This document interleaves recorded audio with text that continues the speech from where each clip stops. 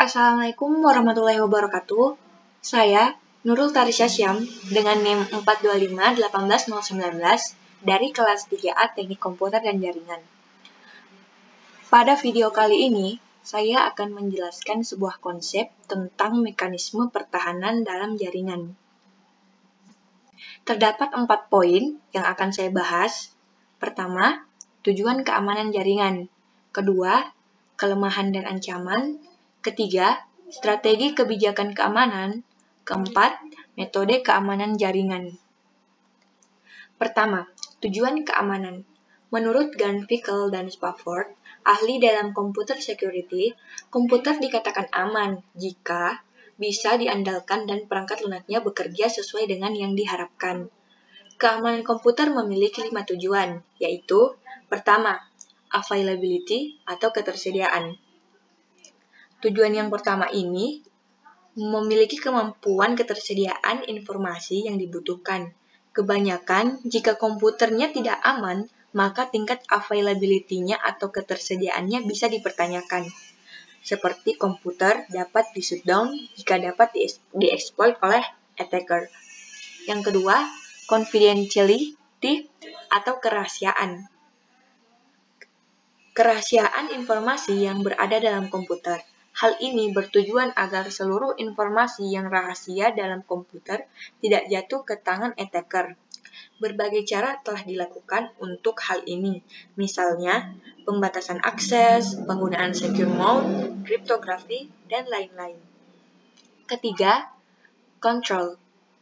Kontrol merupakan informasi yang ada dalam komputer dapat kita kontrol, kita awasi, dan kita jaga. Hal ini bertujuan untuk kita dapat memonitoring seluruh aktivitas yang ada dalam komputer.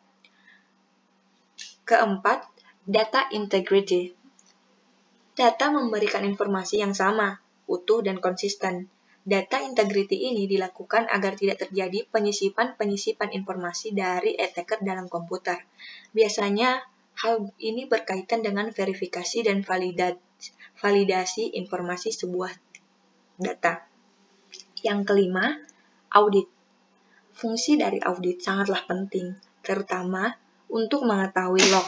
Informasi ini juga bisa digunakan untuk melakukan pengecekan kelemahan-kelemahan pada komputer, mengetahui dan mencari titik lemah komputer, serta melakukan improvement.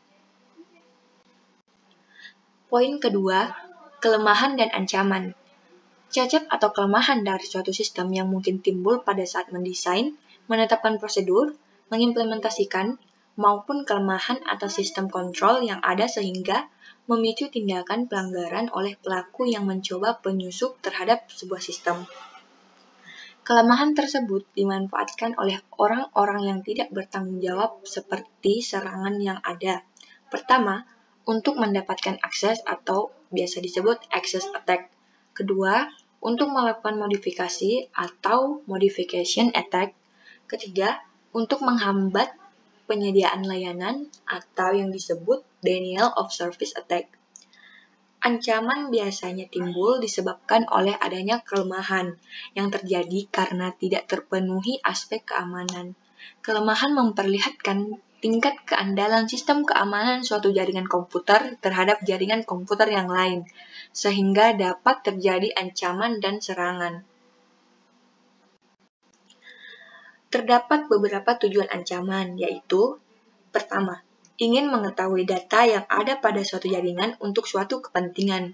Kedua, membuat sistem jaringan menjadi rusak atau tampilan situs web berubah. Ketiga, untuk mendapat keuntungan finansial dengan cara yang tidak benar dan lain-lain. Beberapa cara dalam melakukan serangan antara lain, pertama ada sniffing, kedua ada spoofing, ketiga ada man in the middle, keempat ada menebak password. Ancaman merupakan aksi yang terjadi baik dari sistem dalam maupun dari luar sistem yang dapat mengganggu keseimbangan sistem informasi. Ancaman tersebut berasal dari individu, organisasi, mekanisme, atau kejadian yang memiliki potensi untuk menyebabkan kerusakan pada sumber-sumber informasi perusahaan. Aspek ancaman keamanan komputer atau keamanan sistem informasi ada 4. Pertama, ada interruption. Kedua, ada interception. Ketiga, ada modifikasi. Keempat, ada fabrication. Keempat, strategi kebijakan keamanan atau security policy. Security policy merupakan strategi untuk mengatasi permasalahan, misalnya menentukan mekanisme apa yang akan digunakan untuk melindungi atau memperbaiki sebuah jaringan. Adapun teknik-teknik yang dapat digunakan untuk mendukung keamanan jaringan antara lain, pertama, melakukan autentikasi sistem. Kedua, enskripsi terhadap sistem untuk menyimpan dan pengiriman data. Ketiga, penggunaan perangkat lunak dan perangkat keras jaringan untuk mendukung keamanan, misalnya firewall dan router, dan lain-lain. Tanpa kebijakan keamanan, para ahli keamanan jaringan tidak dapat melakukan tugasnya secara proporsional jika tidak mendapat dukungan resmi dari pimpinan atau manajemen institusi yang jaringan komputernya mengalami sebuah masalah serangan keamanan.